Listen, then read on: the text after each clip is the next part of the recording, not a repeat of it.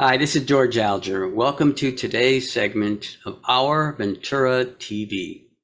Today we're going to be speaking with Therese Marie Duncan, who is an author of several memoirs. And today we're going to be speaking about how to write your own memoir that reads like a novel. Welcome, Teresa, and can you give us a brief introduction to your writing? Thank you, George. Yeah, I have written this memoir. This one's published. I have five in the works. Lion Tamer memoir, how it all turned out. It's a story of how I healed my relationship with my father after abuse.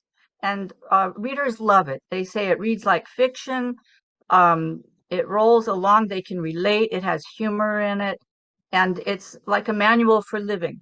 So the other four books, this is how it all turned out. The other four is Lion Tamer memoir, how it all began, The Cauldron, A Perilous Task, and The Elusive Sense of Self. So they're all a five-part series, which I hope to have released in 2024. Very good. This is another book that I've written, How to Make a Memoir Read Like a Novel. Great. Well, that's a perfect segue into what we're going to talk about. So, how do you write a memoir that reads like a novel? So I've gone to writers' workshops for 13 years and learned how to do this. You don't have to go for 13 years to learn how. We're all natural storytellers. Children know how to tell a story. And but what some people do when they write a memoir is they'll write their stories, and it's basically a series of anecdotes or just stories. But how do you tie those together to make it actually read like a novel? Um, we all have meaning in our lives, but we don't necessarily think in those terms. So to get your memoir to read like a novel, um, what I would suggest is to write your stories. Those will be your chapters. Use first person present tense. That draws the reader right in. So, if, for example, if you're writing a story about when you were 5 years old and in the kitchen and something happened, then you would say, I'm only 5 years old. It's dark outside, but the kitchen is nice and bright. There's mom. She's cooking at the stove. So see how that's all present tense, first person. You're right in the point of view of the author. So if you write your stories, just write them out. There's going to be separate incidents. They're going to come to mind because they're meaningful to you.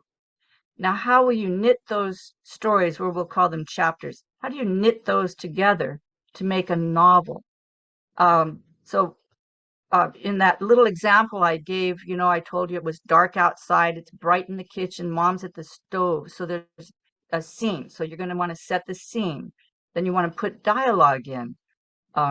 Just put the quotes and put, what did mom say? What did you say? What happened? Use lots of dialogue. And then we call it two-step. So mom says, what are you doing here? It's way too late for you to be up. Before you answer what you're going to say, you have a thought, because that's how we that's how we roll as human beings. We always have thoughts about what's going on. That really draws your reader in. So you're thinking, she should know why I'm up this late. I'm scared, but I'm not going to tell her that. She might not understand. And then you put your quote. Oh, I just couldn't sleep, mom. Okay, so now you've really brought the reader into, a story about what's going on within you, the protagonist, which is why they're reading the book, your memoir, because they want to know about you, because that's going to tell them about themselves. We know ourselves through other people. Very good. Teresa, now let me ask you a question here. So, if I could summate that, so basically you are trying to make your past very present by writing in the present tense and writing it as a novel through dialogue and, of course, what you're thinking in the present. So I can see how that would make some very compelling chapters. How do you tie the different chapters into a cohesive story? So that was the problem with my memoir. My workshop members said, these are great, but they're just stories. Where's the plot? Where's the plot? And I would go home in tears thinking I have no plot. And finally, the workshop leader, Zoe Murdoch, said, you have lots of plot. It's just not on the page. So plot is going to be what you're worried about, what this character is worried about, what they want, what they wish would happen. If you're not putting the thoughts in that two-step about how they're disappointed that something didn't go right or how they've got to make something happen, then you have no plot. So going into that two-step, as you go back to the story that you've written, go into the mind of your protagonist, yourself, and go, what was he or she really wanting to happen in this chapter? And maybe it happened and maybe it didn't happen by the end of the story. So plot is one way you're going to stitch it together. The other is themes. We have things that matter to us in life. Those are going to be your themes. The general statements about life is hard, or I can't trust people. Those might be themes that go along. Maybe by the end of the story, by the end of your book, you do learn to trust people. Some people, not all people, but let's just say that's one theme.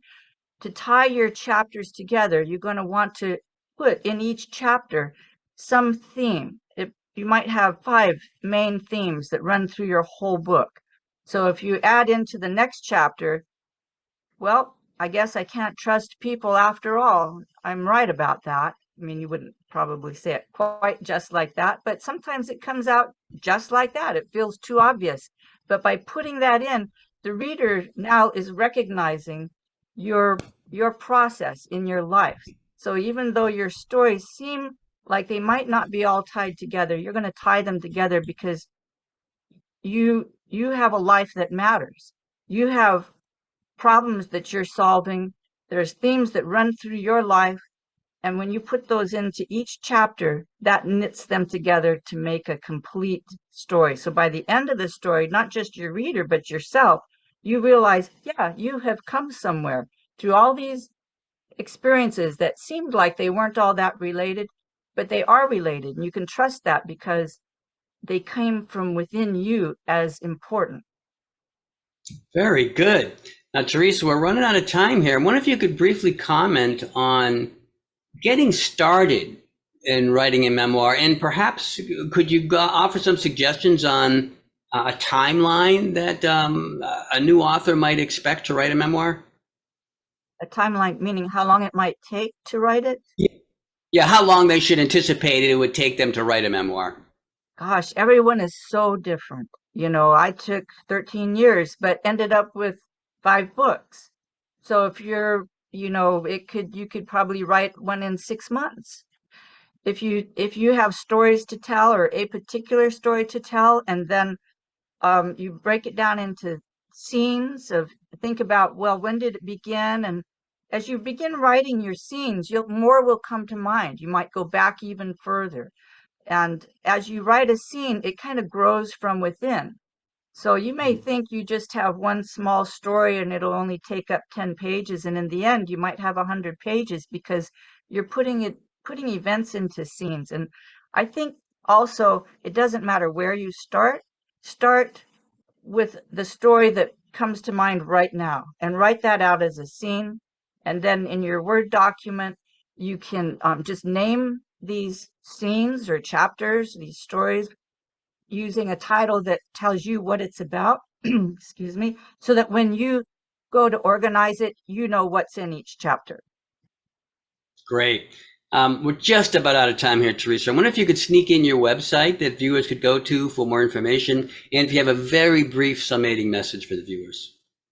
My website is Theresa Marie Duncan ThereseMarieDuncan.com, and it's spelled Teresa with an H and 3 E's, MarieDuncan.com. And I think what I'd like to leave readers or listeners with is the idea that to remember that you are courageous, you're a human being, you're powerful, you have stories to tell, and we want to read them. Very well said. Thank you so much, Teresa. We're going to end off now. This is George Alger signing off for this segment of Our Ventura TV. Until we meet again.